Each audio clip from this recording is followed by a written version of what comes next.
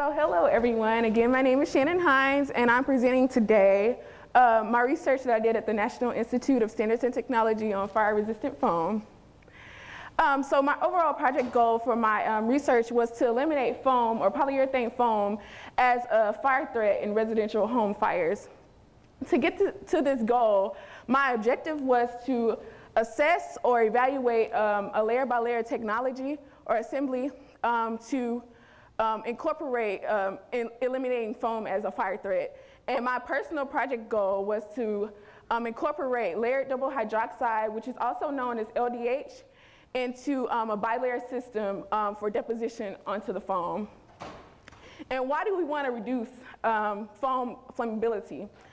Polyurethane foam is basically a solid block of gasoline. So it will burn, if it catches on fire, it will burn just like gasoline. Also, polyurethane foam product fires are responsible for more deaths than any other product in the home. So let's look at the tendencies of fires in the United States. Fires are responsible for roughly 3,000 fatalities annually, over 17,000 fire injuries, and 11 million in property loss annually. Also, polyurethane foam is used in most furnishing, bedding, appliances, insulation. Basically anything that you sit on or lay on probably has polyurethane foam in it. So for my technology layer by layer, this is kind of the theory behind it. Polyurethane foam, its surface is slightly positive. So to change the charge of the surface, I wanted to deposit a negatively charged solution on top of it. So what I did was just did an acid pretreatment, and this is where the negatively charged solution comes on the foam. And then I rinsed it with water to take off those extra or excessive particles.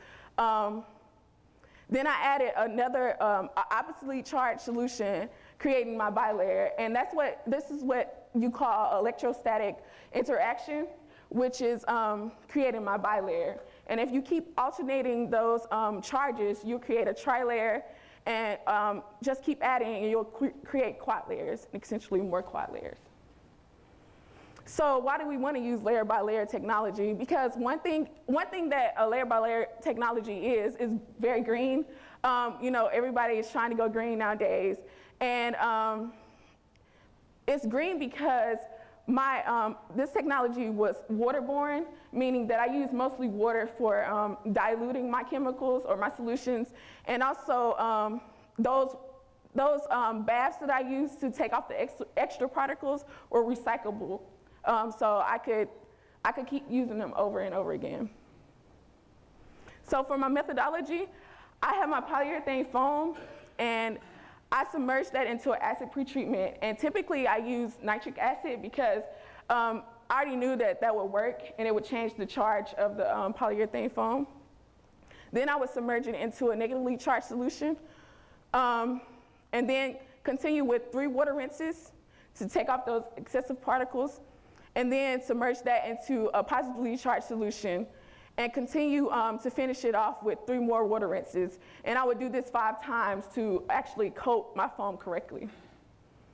So for my tri-layer, I also kind of play around with the different layers. So I used the tri-layer also, and I just added a negatively charged solution with 3 more water rinses.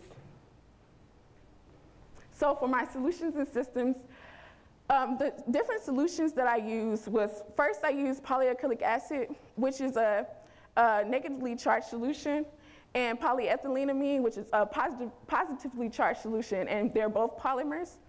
Also, for my personal project, I was to incorporate layered double hydroxide, which is a positively charged solution, and it's an artificial clay. And I also added the Muntz marulonite, which is a naturally occurring clay. And these 2 different clays right here, I would just add them into the polymers for deposition. So these 4 samples right here, these are actually the samples that I did analysis on, and they turned out to be my best samples. So first right here, we have my solution 1, which is also the negatively charged solution, and this would be the positively charged solution, and for the tri-layer, this would be another negatively charged solution. And one thing that I want you to note with these samples is for sample 1, 3, and 4, I use bilayers, and only for sample 2, I use a trilayer system. And you can see some of the things that I usually would play around with would be concentration. You can see each one of these are different concentrations. And I played around with the pH, and I played around with the different bilayers. So to get the best deposition on the foam or coat the foam, I just kind of changed it up and see. I changed it up to see which one would be turn out better. So for simple analysis, I looked at the weight gain, which I weighed the sample before I actually coated the foam, and then afterward, and then I did the difference, and that gave me my weight gain right here. And typically, you don't want the weight gain to be really high, but you don't want it to be too low, because that means that the foam really didn't gain any of the chemicals that I put on the foam. So out of this, I would say my 2 ppl, my sample 1, would be the best one, because at the mass loss, one thing the mass loss tells you is how much you have after burn, how much of the foam you have after burning.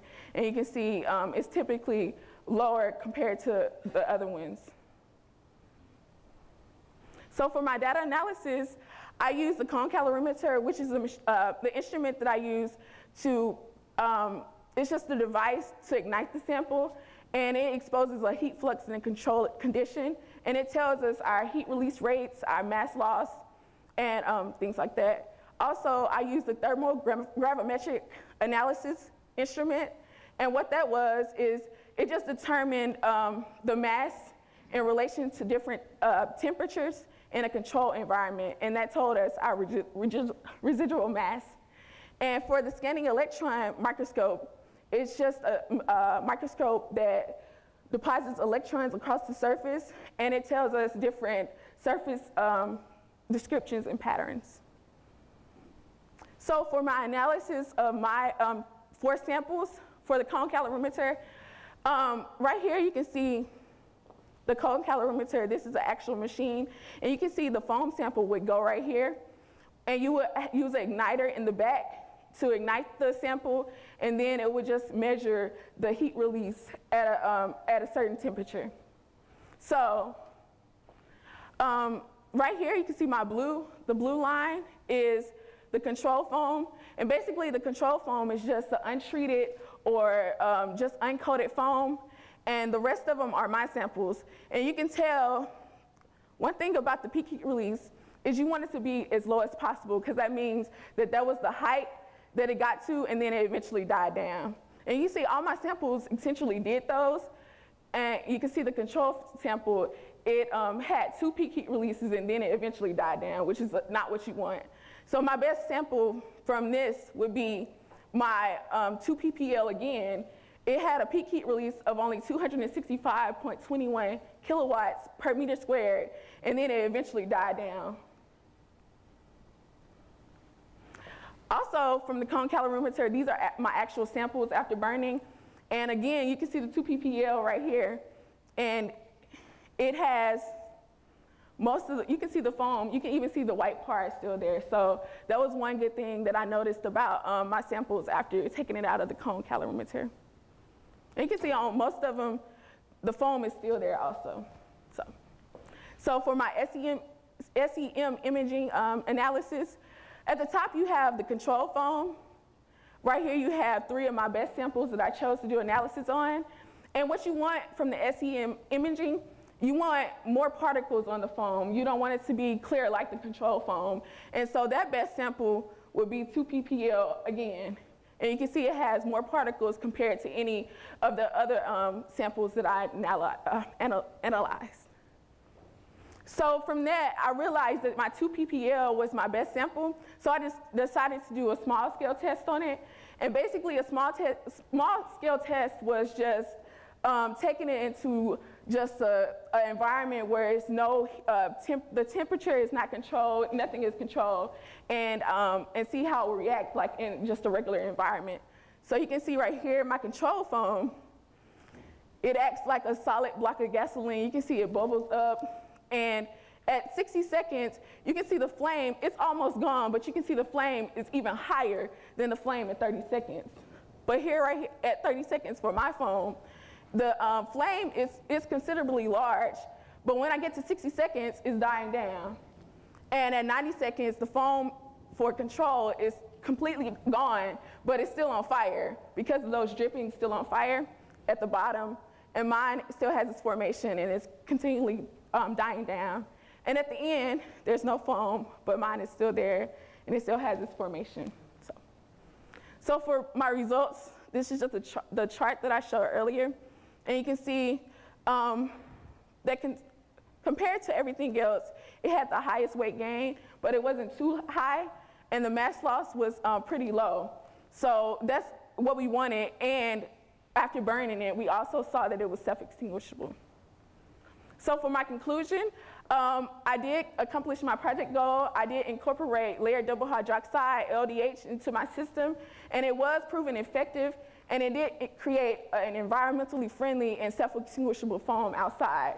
And the reason that it's environmentally friendly is because I actually incorporated natural clay into a polymer, and that's considered biosafe. And I would like to acknowledge the Summer Undergraduate Research Fellowship SURF program at NIST, Science Engineering Alliance for funding me. My advisors at NIST, which were Dr. Rick Davis, Dr. Eugene Lee, and Dr. Kim, my lab partners. And I would like to thank the Alabama Agricultural Mechanical University College of Engineering, Technology, Physical Sciences, Department of Physics, Chemistry, and Mathematics, and the Department of Mechanical Engineering. And I would like to thank my advisors, Dr. Gilmore, Dr. Okwe, and Dr. Okadi for consistently encouraging me. And I'm open for any questions.